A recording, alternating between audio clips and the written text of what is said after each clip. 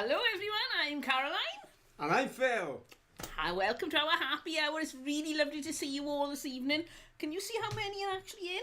There's a lot of chat going on. It's saying 30 watching, but oh yeah, it is working, 30 watching. 30 of you. 30 of you on a Saturday night, all crammed into our house. It's a bit of a squeeze, but we're going to have a good time. Feel free to hand around the cakes, the biscuits, and if anybody wants to pop to the kitchen, pop the kettle on, make everyone a cuppa. And of course, if any stragglers come in, make them feel welcome, because usually the numbers grow as the evening goes on.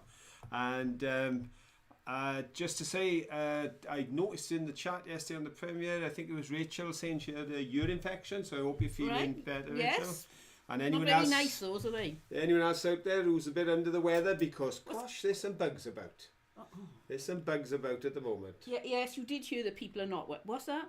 Mankey says that because there are a few of you who are under the weather, some of you may be sad and some of you just may fancy a monkey kiss. You're going to get one right early on in the show. So pack it out for everyone. Here he comes. And he is sporting a very, Have you noticed the very outfit? fancy. He's feeling a bit wizardy at the moment. Well, he I wasn't think. sure whether he looks wizardy or whether he looks like a 60s rock star and he needs a guitar and flowers in his hair. He did say to me before the show started, I said, no, that's not happening. He wanted me to stand like this. I said, why do you want me to stand like this? He said, well, look, this coat's too tight for me. And I thought, oh, yes, it is. Can you see his hands are being held backward? He's like, oh. And he thought if I did it as well, it would look normal. So no. So I've explained to you now. Before I do anything else, shall I tell you where this came from? We were in the charity shop and Indeed, as is our want. I got this bag and it cost me 50p. And in it were some things and I thought, well, they may fit Manky, so they're going to need some altering. Including this. That was, yeah, That's that waistcoaty thing was in. There's this hood. Now, obviously, that's not going to fit anywhere near Manky's head. So I may turn that into collar, but that is, you see, you turn the sides out when he's wearing it and he looks really very wizardish. The arms are much too long. Can you imagine Manky with arms? Let's have a look. See what he looks like with arms that long. There we go, pop them on. Roughly, because they're a little bit tight as well. Definitely needs some work. That's really no good, is it? Monkey with wings. Yes. He has obviously been partaking of a certain canned drink that is rumoured to give you wings.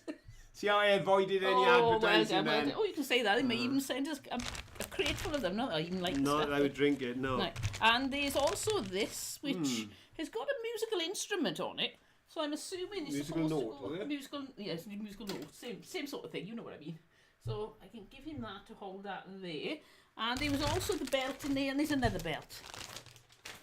So That little belt there, 50p, I thought, well, it's a bit of fun. So I will try altering them, and a 50p, if I ruin them, it isn't so important. So as you can see, it's not just Caroline gets outfits from the charity shop. It's not just I get outfits from the charity shop. This jacket, for instance, cost me £1. I can beat that. This top cost me 20p. Oh, I just hate to show off. And Manky did the business because he's got himself 2 outfits for 50p, Yeah. including belts and some He's extras. the winner. Manky's a goth. Mary said Manky's a goth. Yes, he's a bit gothy, especially if he's got his staff. Right, let's have a look at the first three in. And first one in on my page, and apologies if this hasn't come up the way you see it on yours. First place is Rachel Bailey. Well done, Rachel. Second place was Anne Goodwin. Well done, Anne. And third place, Ian Davis. Well done, Ian. And fourth place, Rachel Bailey again. Because they'd Pop back started again. chatting. Right, so I'm going to get to the bottom of my chat now before we carry on. There we go. Lovely to see you all in. How are the numbers doing now? Is many more popping? Another 4 in, 34 in now, yeah. It really is getting a bit full in here. I turned the Mary's fan saying on so hi. it shouldn't get too hot. Rachel's saying I'm on the mend. Oh, brilliant. That's There we good go. news, yeah. That's excellent. They're not fun things. Because no bug is nice, no the infection is nice, but I know one of our kids suffered terribly with ear infections, and it's a humdinger because it can be very painful. And my mum has had problems with it too, so glad you're on the mend. Oh, Dorothy. She's got a gap in her smile because she's broken her front tooth cap when she fell. Ah, no. So you're going to get a root extracted and a bone implant. Ooh, that sounds very technical. Oh, You'll have there's a a lot of that fabulous smile by the end of that. You'll be like a star. Oh, dear me. People in the wars. People in the wars.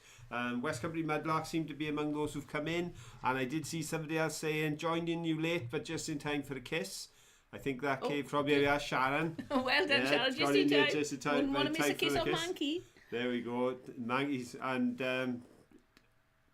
Lexi had been asking, does Maggie got new clobber? But of course, Yes. we've covered that now. The only thing is, it's a little bit niffy. I was going to put it on the line before he tried it on, but he couldn't wait. I thought perhaps air it a little bit. I don't know if it'll wash. Anyway, should we be really well behaved? Really well behaved and have a question? No, that'd be mad. There's only 6 minutes I know. gone. I feel like living life on the edge. There we go, folks. We're on the edge.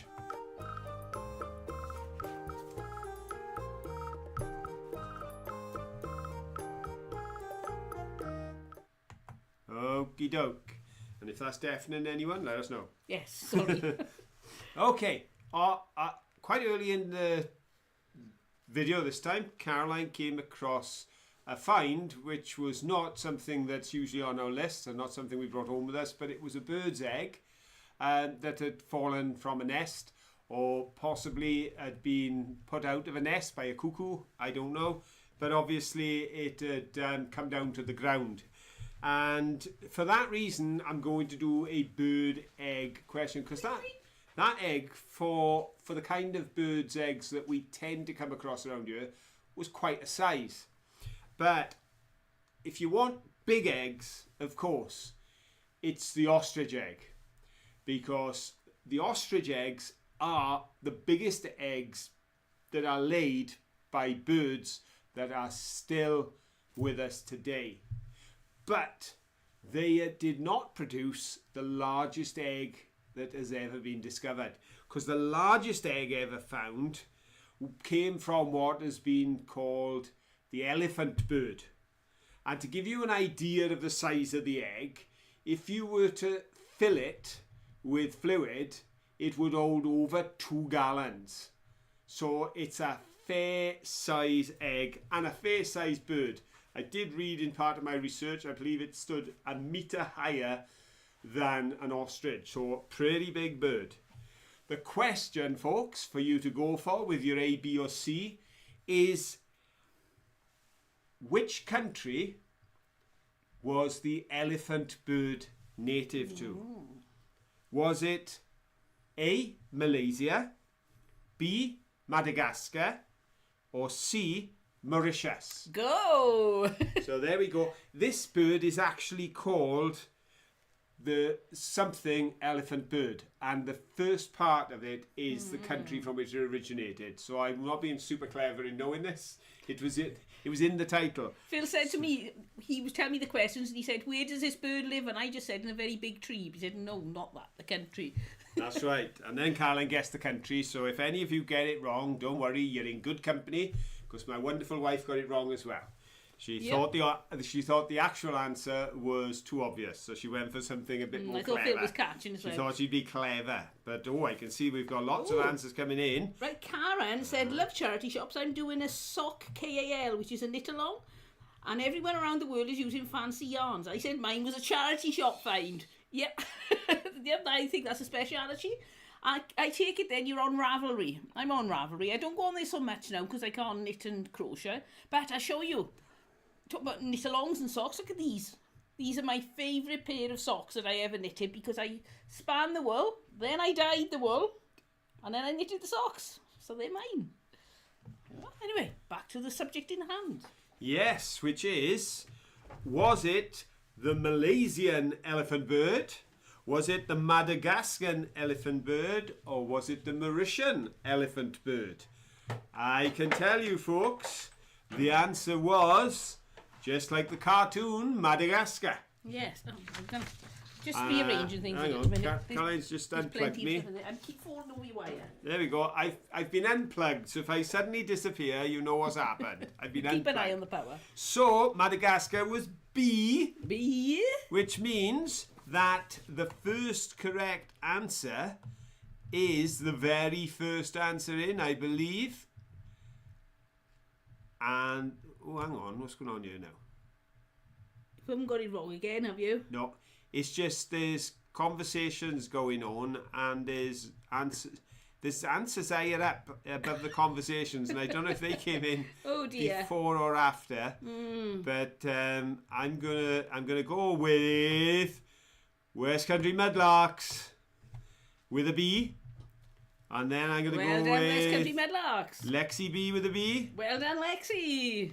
And then I'm going to go with the third one, which is Rachel Bailey. Well done, Rachel. And a special mention to Jen W. and Laura Sully's Creations, because when Rachel got the correct answer, which was about the 7th answer down, the 8th and the 9th were correct as well. So it was a quick race for that third position, but it went to Rachel.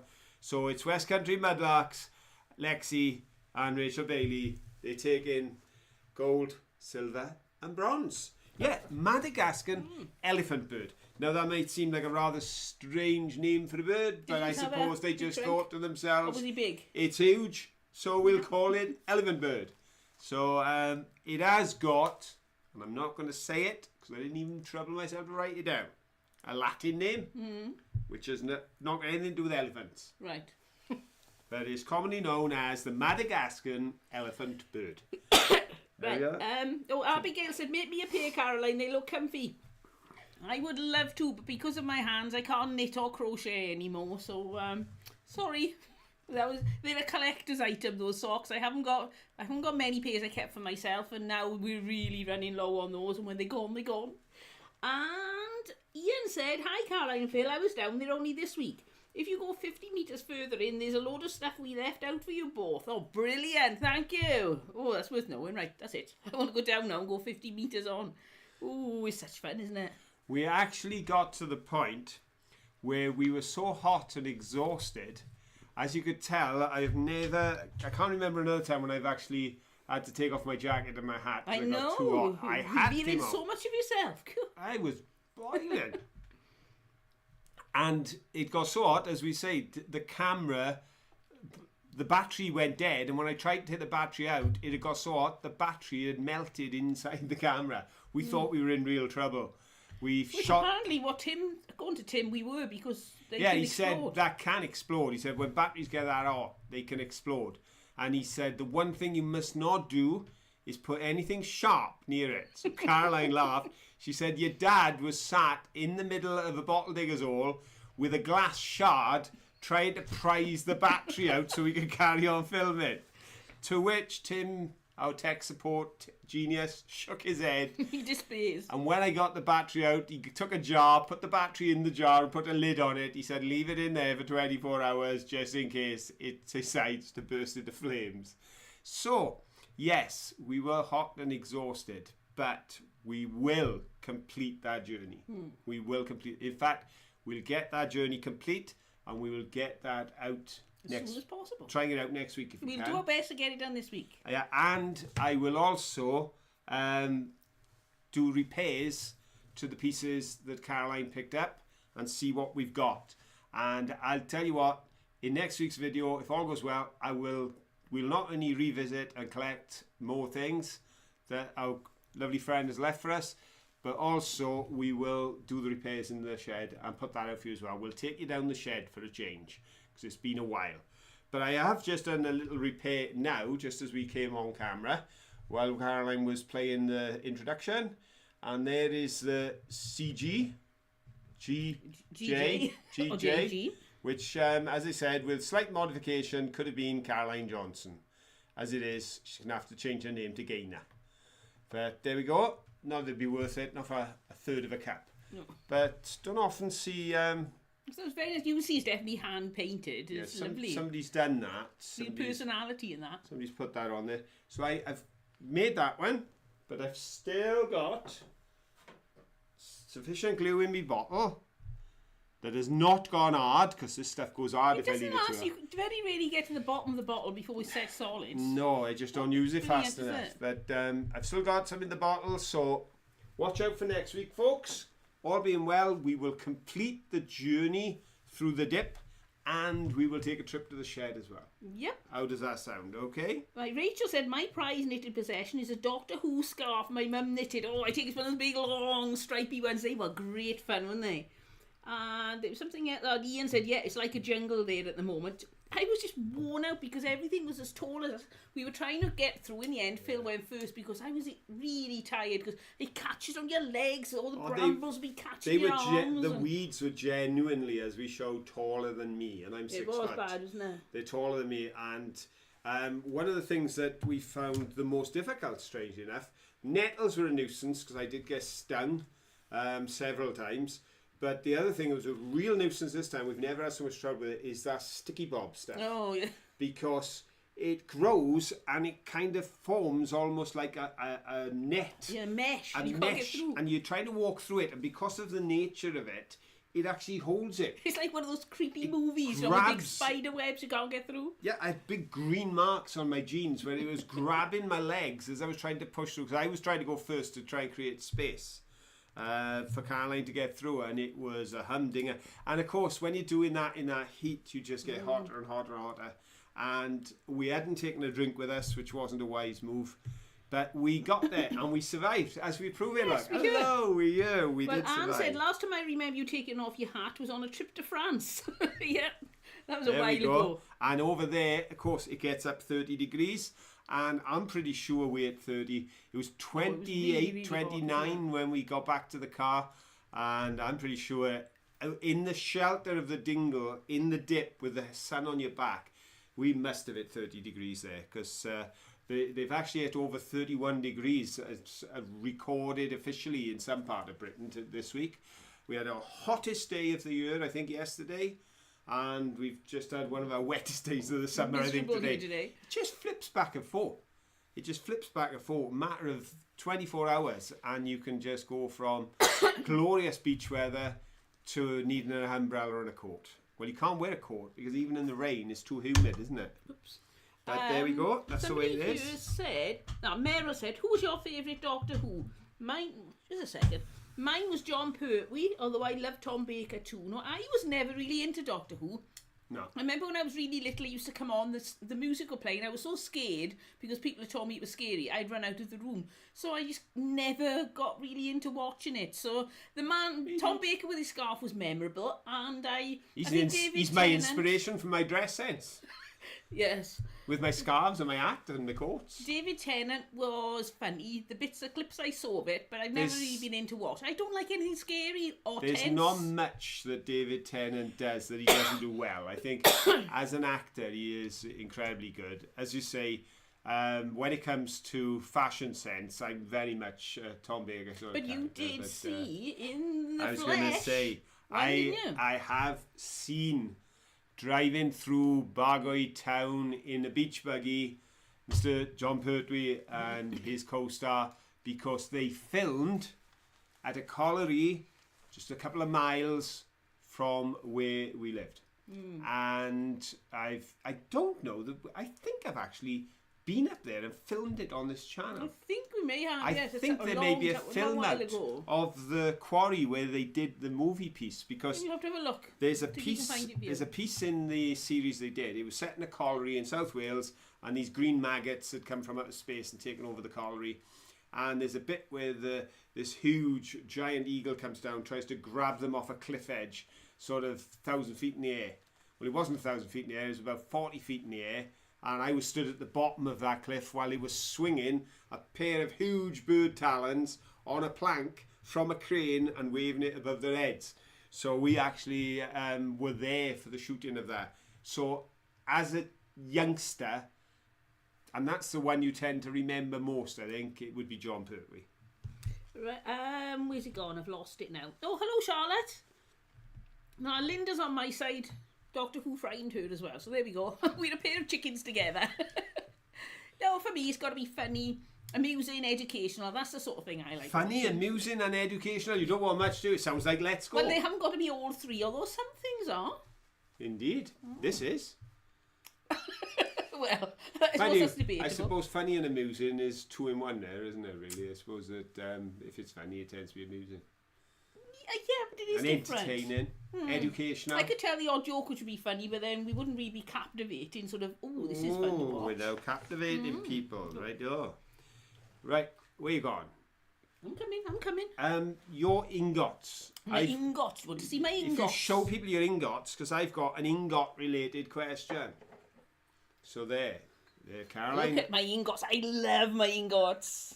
Ooh, a nail just fell off. The backs are a bit grubby. I've been trying to get the bits off. I managed to get the staple out so it didn't stick in it. But the top bit. Where they were just in a bonfire, there's bits of metal and bits of slag and coal stuck in them. Oh, that looks like a pelican.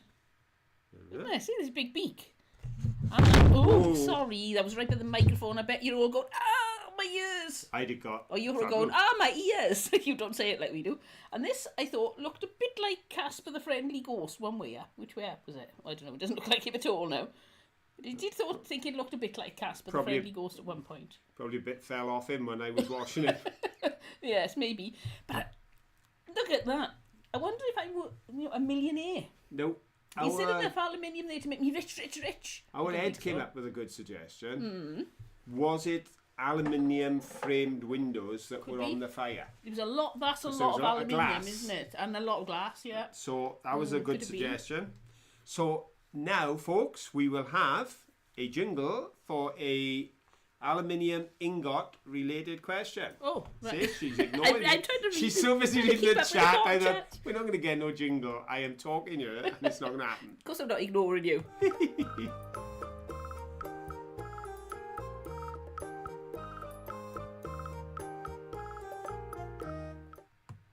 Air Creative says a kangaroo on a rock. There we go. Not quite sure which way round.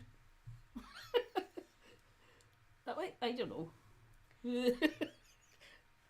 As I say, Must be. there on the video, as you will have saw, we had the glass, the sheets of glass had melted and formed all sorts of interesting shapes as they'd come down over steel. Steel springs, as it happened, and the steel springs had not melted. The glass had melted and formed shapes, and lying at the bottom of the glass where the fire had been burning was the aluminium. So I'm going to give you a question about how hot must that fire have got? How hot had it got? must the fire have got? This is just rubbish being burnt at the back of on the banking outside of a dump, and we want to know if aluminium melts at about 660 degrees centigrade.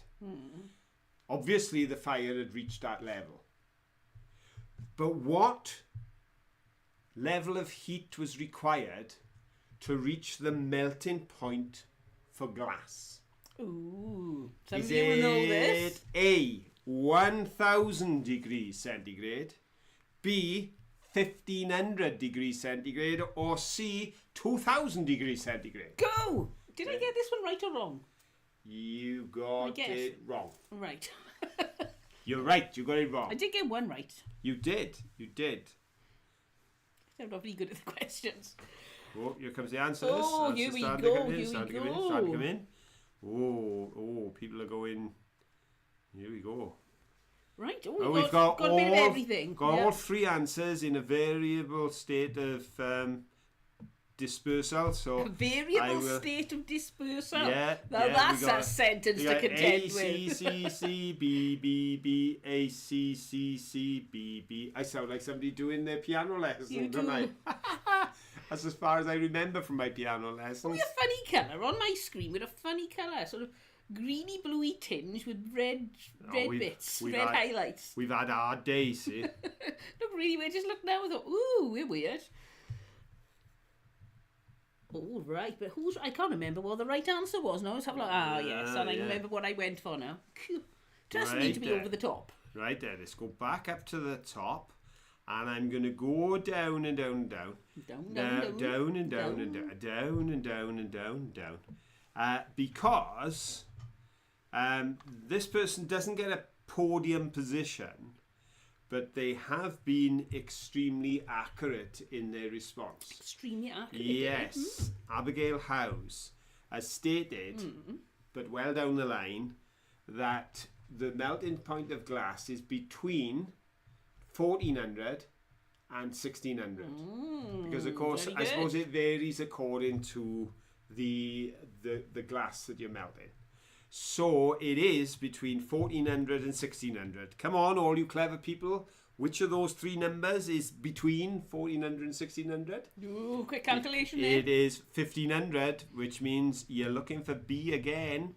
And the B's have been coming in. In fact, although we started with an A, a C, a C, a C, then we got 3 B's in a row. Oh, and who were those 3 Bs? Ooh, it's 3 Bs, it sounds like a pop group. Colin Scott, Well done, Colin. Rachel Bailey, Well done, Rachel. and Jen W. Well done, Jen. So we got what were they? The We've- 3 Bs were Yeah. Rachel, Jen, and Well, Colin, Colin, Rachel, and Jen. The 3 Colin's Bs. got gold, Rachel's got the bronze, the silver, and Jen's got the bronze. So there we are, top 3 answers, and 3 in a row. But there were 4 other answers before, and there are other B's, I believe, on the front. Yeah, we've got obviously. We've got Abigail who got the right answer further down. But we've also got B's have come in from Bonnie Tyler fan, from Tina Thompson, from Jason S, Lexi B, and I think Yep. So there we go. We did have a few other bees as well. It is between, as Abigail so rightly said, if you look it up in Google, you will find the melting point of glass, because it's not a perfect science at which point it melts. It will melt somewhere between 1400 and 1600, which tells us that at some point that fire must have got to rather hot, over 1,000 degrees centigrade. Yeah. I would not want to be too near a fire that's burning quite that fiercely. If you heard some screeching and yelling and groaning, it was Manky. He was saying, oh, my arms are aching, so I've taken his jacket off now. There we go. He was very distressed. Oh, when Manky starts to moan and groan, you really have to do something. Shall we do a bit of happy news? Let's do a bit of happy news. If I can find it, there you go.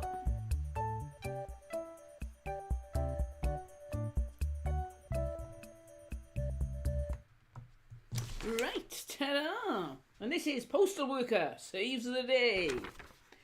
Dea, a 12-year-old from Nova Scotia, was attending summer camp when she thought she would return the favour and reply to some letters she received from her grandparents while they were on a road trip.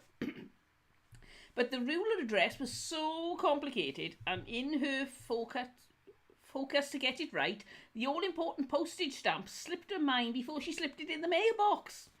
Realising her mistake, Dea asked a camp counsellor what to do, and the woman replied she would make a note and tape it on the mailbox, asking the mail carrier for help. It said, "Dear postal worker, at our summer grandma without a stamp."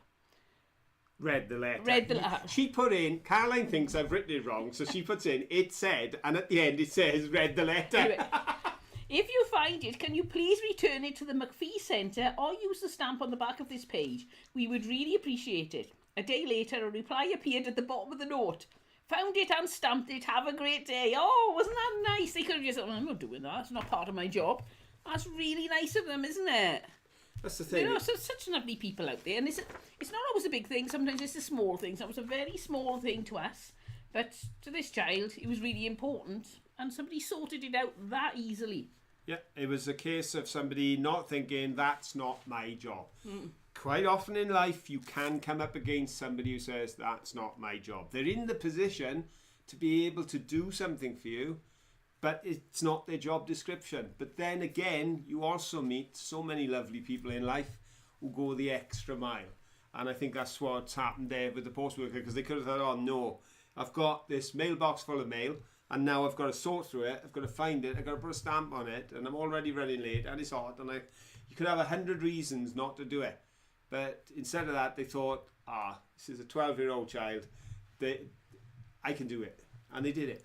And I think sometimes you can make a difference. It's not the size of, it's not the sort of the gravity of the event as you see it, but it's as the other person sees it.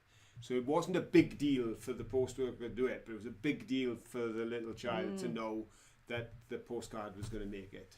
So we can all do that. My story, we manage to find these stories every week. I know. I was talking with Timbo this week. He said you should start a news channel and only do happy news. And he reminded me we heard somebody at a public speaker once, and he said, I think there should be a happy news channel. He said, I think we should come on and just say, and now folks, it's time for the good news, and bring out the good news. And it's nice to just share stories that have got that sort of feel-good factor, and also that are encouraging, because I suppose in our own walks of life there could come an opportunity when we could do something small and we would dismiss it as, well, it's no big deal, but it is to the person that benefits, isn't it? That's the thing. It's Hello, Sandy. How it's interpreted. Right, I've got a find which will lead to a question. Ooh, we're going to have 3 questions before 9:30. Well, no, it is 9:30, so... You're about on time, but that's very rare. And this question is going to be related to this bottle, Daddy Sauce. Now, I keep saying this, and it is true. And that's why I keep saying it. We shouldn't keep saying it if it wasn't. No, because I really shouldn't bring this home. At the end of the day, I don't need another Daddy Sauce bottle. But, folks, this is like a 80, 100 years old. It's just gorgeous. It's just so imperfect. It's from another time and another era. And you almost feel like it's been in the ground for the last 80 years. It's come to the surface. I just got to take it home. So I'm going to have to work on an idea. I will come up with something by next week that I can dispose of some of my bottles. I'm going to have to find a way of sharing them with others, because I know there's people out there who would probably love to have one of these, but as I say, we have picked up a few. But it is a Daddy's Sauce bottle. And when it was launched in 1904, 120 years they've been bottling Daddy's Sauce. It was a cheap competitor to the rather posh HP sauce. Yes. The one is named Houses of Parliament, the other is named Daddy's. And this undercut the price of HP sauce. And it began the commercial sort of competition that brought about a few other sauces. Where OK sauce came in afterwards. People thought, hey, there's money in brown sauce. And so this came out 1904, cheap competitor to HP sauce, but it had a longer name when it was first produced. It was Daddy's something sauce. So you have Daddy's sauce, but there would have been another word when it was originally brought out. I just want to know, Daddy's what sauce? Was it Daddy's A, fruity sauce, or Daddy's B, tangy sauce, or C, Daddy's favourite sauce? Go! That's interesting. Lexi said they'd be a good idea to give the Daddy sauce bottles away as Father's Day gifts. Yeah, I hadn't thought of that. That's a clever idea, that. I don't know how food safe they are. Some, I really don't know, Hugh. I know some lead crystals got such a lot of lead in it. They say don't use them for drinking. I don't know how safe those old bottles are, but if they were safe, you could actually put sauce in, couldn't you? Thing is, if they said Mammy sauce, we could use them. But as it is, says Daddy sauce, and neither of us has a daddy now. No. Both got mammies, but we haven't got our daddies because they both no longer with us. They've passed away. But good idea, though. Certainly an inspiration for someone out there who's got them. Because can you see on there, even the second D on Daddy's is got a blob of glass that's running it. It wasn't an exact science in those days, was it? No, that's what I loved, though. It was just hit and miss. And they didn't care too much. It's a beautiful bottle. It's wonderfully shaped. It's got the column edges. It's got the beautiful print and all that. But then, if it was... it was just packaging, though, wasn't it? As soon as it was whole and it held the liquid, what they cared about was what went in the bottle rather than whether or not the bottle was perfect. And it certainly wasn't perfect. West Country Mudlark said there's a granny sauce. Ooh. What about a grandpa sauce or grandpa sauce? Right, let's go back up to the top of the list here because I've got to find out who's got the right answer. Right. Has anybody got the right answer? That's the question. Well, let's have a look. Ooh. Yes. Interesting. We've got a few people who have, actually. Yep, we've definitely got several right answers. There's not many B's, is there? The first of the correct answers is... I saw it there somewhere. Yes. They almost caught me out. Them West Country Mudlarks, they stinkers. What have they done now? Well, because of my dyslexia, I looked for the letters and they put the letter, small case, and then wrote the complete word. And still managed to come in first. Oh, well done. With C, favourite. It was initially marketed as Daddy's favourite sauce. Then they curtailed it to Daddy's sauce. So well done, West Country So Mudlarks. West Country Mudlarks, you are on podium number 1, the gold podium, followed by Dan Fetters. Well done, Dan. And then Colin Scott. Well done, Colin. And Colin Scott started off a run because Colin Scott got the 3rd podium, and then Rachel Bailey, Bond and Tyler Fan, and Ed Creative all came in straight behind her, all with the right answer, but missed out on the podiums. So it's West Country Mudlarks, top of the tree on the gold, Dan Fetters on the silver, and Karin on the bronze. And what's that? Abigail House. Sorry, Phil, I have an American question. Oh, Tina said tiger sauce as well. Yeah, we've seen a tiger sauce bottle. Oh, hi Jeff, you've got a ear infection as well. Oh no, there seem to be a lot of ear infections around ear, depending on how you put it. What does... Oh, sorry to hear that, but it's lovely to have you with us, Jeff. What does Daddy's sauce taste like? I don't know. There was... I'm sure we had daddy sauce when we were young, so I think there was a brown and a red daddy sauce, wasn't there? We were posh. We probably had HP. Oh, yes. You were Heinz beans. We listened to Radio 4 in my house. Yeah. Yeah, it's a brown spicy sauce. It is brown, is it? Yeah, it is brown. It is a brown sauce. That's what became popular. Am I right, though? Does anybody else remember in the, like, I don't know, 70s, was there red sauce and brown sauce? Daddy's came up with ketchup in the 1930s, I believe. Right. I thought I could remember it. Remember the paper label on the front? The early race was with the brown sauces. Around the 1900s, end of the 1800s, 1900s, they were going for the brown sauces, the spicy sauces, the sort of things that were coming in. And it was sort of inspired, I think, by thoughts of India and the spicy things that they ate over there. And that was sort of in the background. But ketchup, yeah, they did go on to form a ketchup about 20 years later. But it's really just a brown, spicy sauce. It's like Branston pickle without the lumps, which doesn't help anybody out there, I know. Okay, then, just as a quick, if you want to put it in you so we can all just get a rough idea, if you were only allowed one sauce in your life, would it be brown sauce or tomato sauce? A ketchup or a brown sauce? If I had to choose, it would be tomato sauce, but I do like both virtually equally.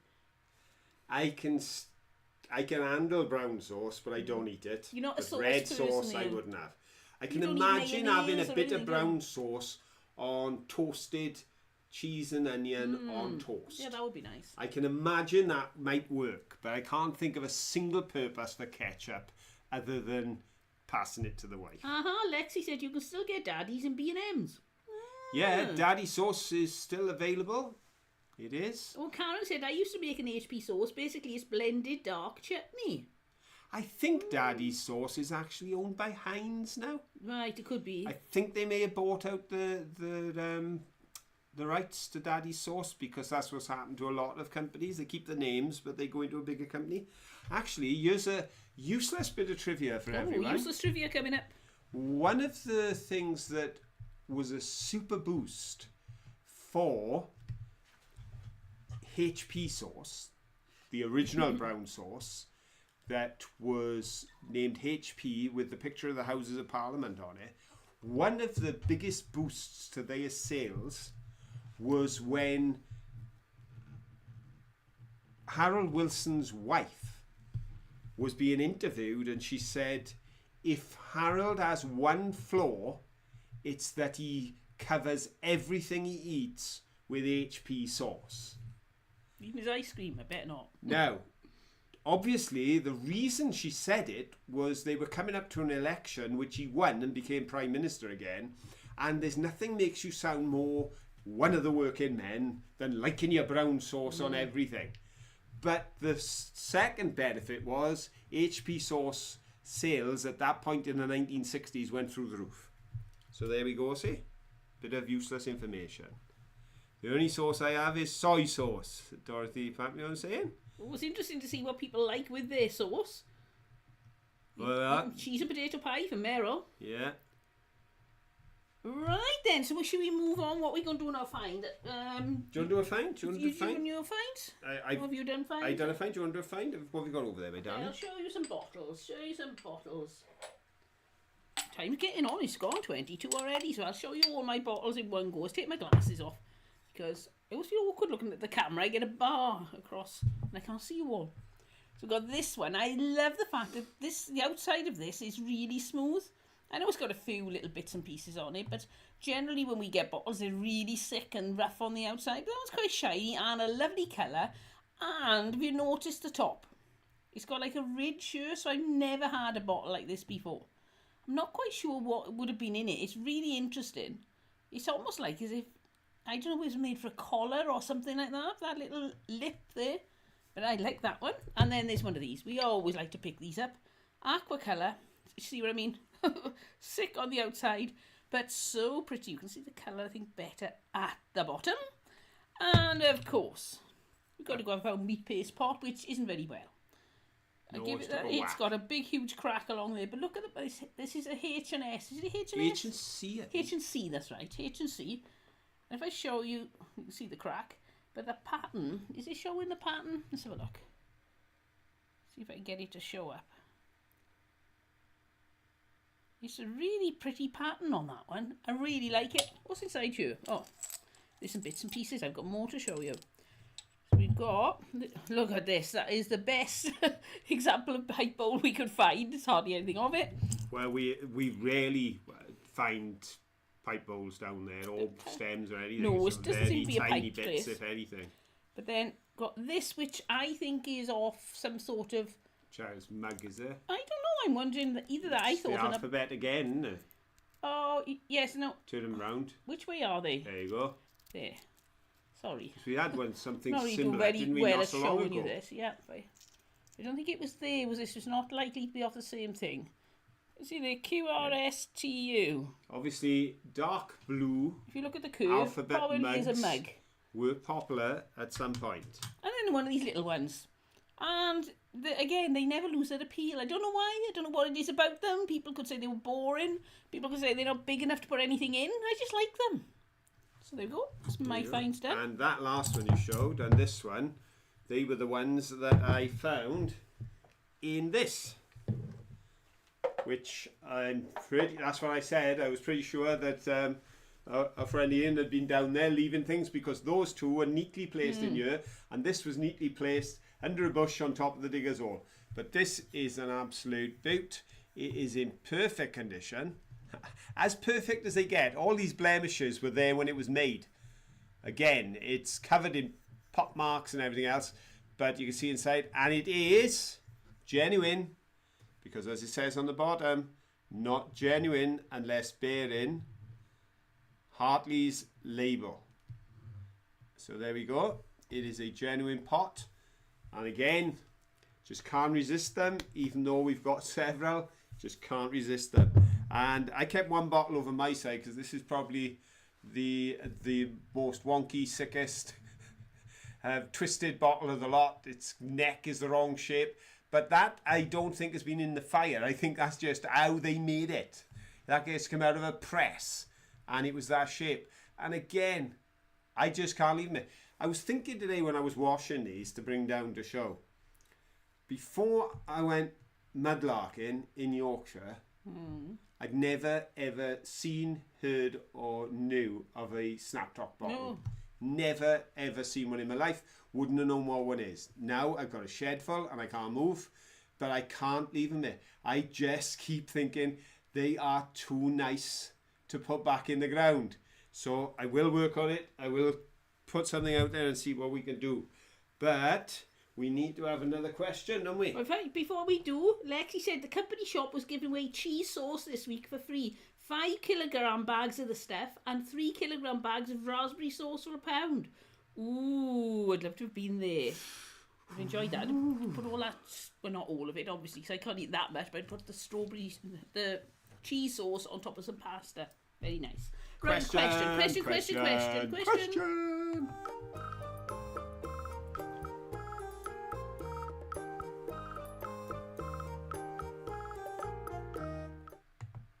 Okay, folks, I don't have this find here, and it's all my fault. Well, I'll take the blame. Caroline was looking at things, and then she was leaving it for me to pick up, and some things I missed. And I missed the half a plate that had on it the London and North Eastern Railway. Oh, can I just interrupt a second? Phyllis is leaving us now. Bye, Phyllis. Hope you have a lovely nice evening. Phyllis is wandering around the place, seeing some lovely sights over in America. Yes, on her halls. So, this plate had London and North Eastern Railway refreshment department.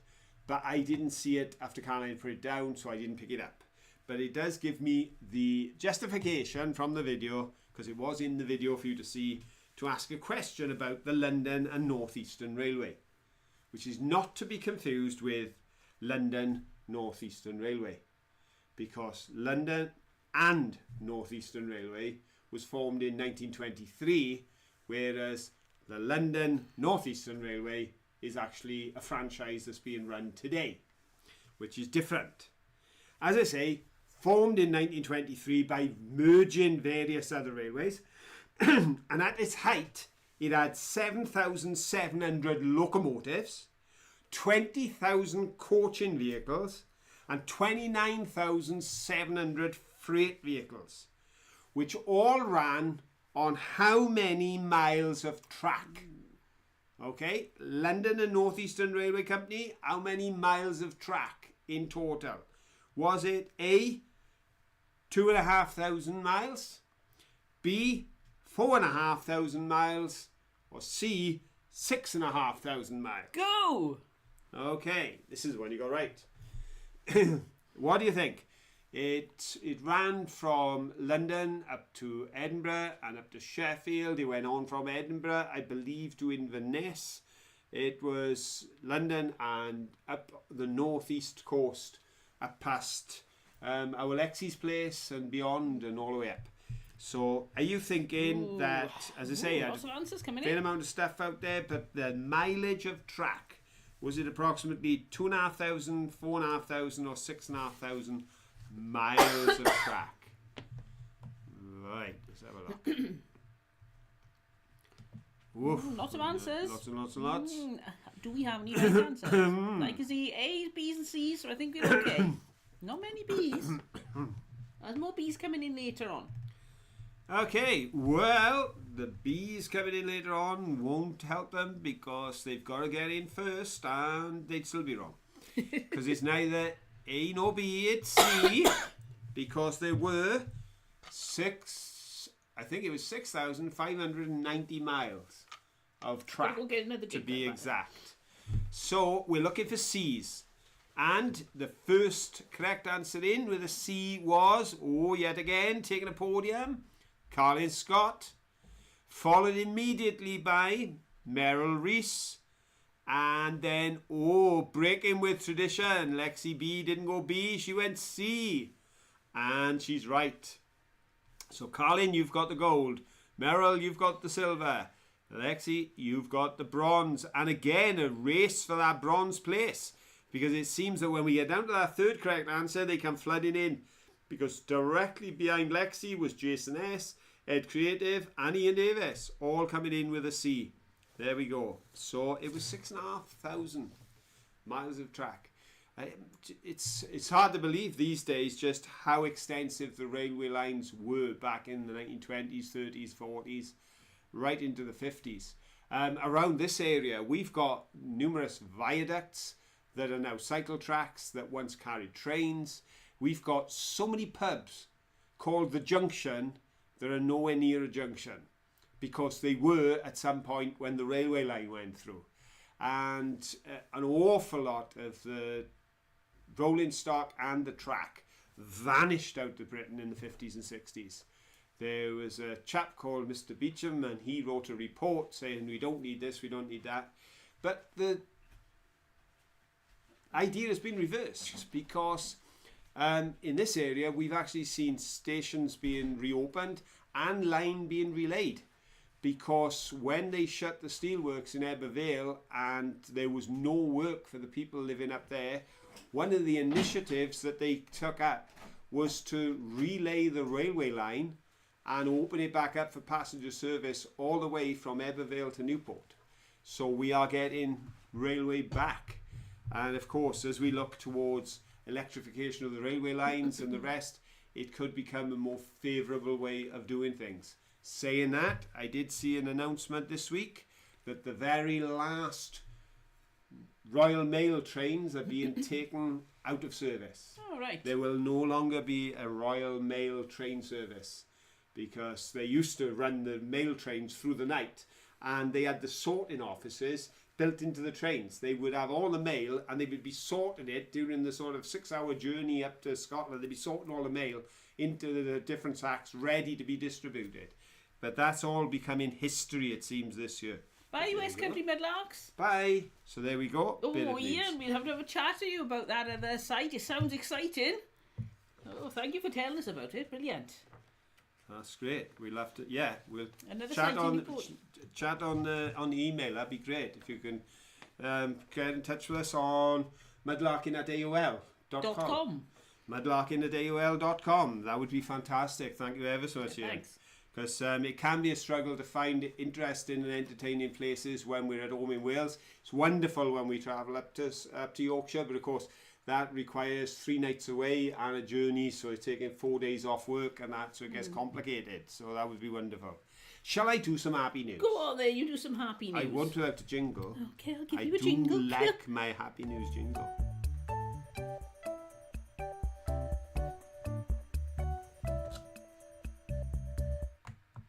A leap of faith that's changing lives.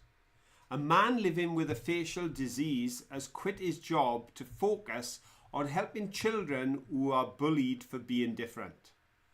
Amit was born with a condition that causes tumours to grow along nerves. But the 34-year-old took a leap of faith recently when he quit his role as a regional manager at a law firm to pursue a career as a motivational speaker. At the age of 11, Amit had his left eye surgically removed during an 18-hour procedure, which left him wearing an eye patch for 6 months. This invited cruel abuse and shunning from his classmates. He recalled, "With Halloween coming up, a kid said to me, 'You don't need a Halloween mask, you've got one for life.' That comment absolutely broke me. I still think about it every Halloween." Amit, who is from Birmingham in England, said he now channels this experience when he is talking at schools. "I tell children to be mindful of what they say to others, as what might be banter for them was a lifelong scar for me." Amit was encouraged to give his first speech when his manager at work asked him if he would speak at his daughter's school. After that first talk, Amit saw an article written by the mother of one of the boys who heard his talk. He had undergone multiple open heart surgeries and a heart transplant. After hearing Amit's talk, the boy, Vinny, came home from school feeling inspired, with plans to take up football and become a motivational speaker someday. Amit says, "It moved me to the point that I quit my job and decided to do this full time." Oh, that's lovely, isn't it? What I love with that story, and I just wanted to bring it tonight to share with everyone, is that this guy went out there and decided to put himself out there so that he could inspire and help the children who are being bullied for being different. But in doing it, one of the children ended up inspiring him. He became an inspiration to the child, and the child's response then inspired him to walk away from an excellent job. He's, a senior manager at a law firm, and to come and take this leap of faith, as he described it. But he did it not because he thought it was a brilliant idea himself, but he saw the impact it had on that child, and I thought that was fantastic. And I thought I'd share that tonight because it's really encouraging to see that how, if we'll only start the ball rolling, sometimes we can go out there to do something like Amit did, which is for others, but then in doing it, the reaction can come back and we become the ones that are changed. And his whole life has changed because he did that one talk. I thought that was great. Like this talk about the poem. lectured about the Royal Mail Yes. one, and then Karen was mentioning it. The only one I remember, and I don't remember it all, and I don't recite it that well. Famous one. But is it the one? This is the night mail crossing the border, bringing the check and the postal order. Letters for the rich, letters for the poor. The boy in the corner, the girl next door. But it's on time. I learned that when I was 11. It was written by a famous poet, Yes, and it was written to the sound of the track. Yes, you could hear the in the. And I thought that was. I'd never. Well, 11, first time in comprehensive school, and I'd never realised that you could do that with words. I was like, whoa, that's impressive. Right. Right. Then, here's another question for you, because I can show you another find. No, we're going to have to be quick. We've got This is 4 my minutes. last find, and then we'll come to that dangerous question. My last find of the night. Twins, folks. Both with remains of labels. Even after I've washed them, I managed to keep the labels on. And on one side, they say SCWS, and on the other side they say Shield Hall, and on the other side they say Chicory and Coffee. There we go, Chicory and Coffee is written on that side. But my question with this lovely pair of bottles is concerning the SCWS, because cooperatives have been around for centuries. But the modern cooperative movement was founded in Rochdale in 1844. And the Scottish Cooperative Wholesale Society was founded in 1858. But many people don't know that there are also cooperative politicians, members of parliament. There is a cooperative political party which was founded in 1917 and entered a pact with Labour in 1927. My question is, we just had a general election in the UK. How many of the Labour MPs are actually cooperative party MPs elected in that general election? Was it A3, B23 or C43? Go! Get it in quick, get the answers up, because we got that question coming up soon, and we got 2 minutes. I think we're going to be running a little bit late. Oh, we'll be fine. We'll be fine. The answers have started to come in. They've started to come in now. Oh, good, yes. good. Well, how many cooperative party MPs do you think we're in? Do you think it's 3? That would be A. Do you think it's 23? That would be B. Do you think it's 43? That would be C. Right, we've got plenty of answers coming in. Here we go. So do we have anybody with the right answer? I can't see A's, B's and C's, so I think we're okay. Not necessarily got 3 of anything, though. Yeah, I think so. Got 3 of each of them. Yeah. Faraway Portal thinks it's China. Could be. Because China haven't come up tonight, so he's played safe. I don't think China's strictly a number, is it? Right then, let's have a look. Okay, folks, we have a gold, we have a silver, but there is no bronze, because the only 2 correct answers are Laura Sully's Creations Well done, and Laura. Ian Davis. Well done, Ian. Because we have at this moment 43 cooperative MPs who are sitting as Labour MPs in Parliament. And some of them are from the neck of the woods where we go hunting up round Halifax. So yeah, there are 43 of them. There you go. So we caught you out with that.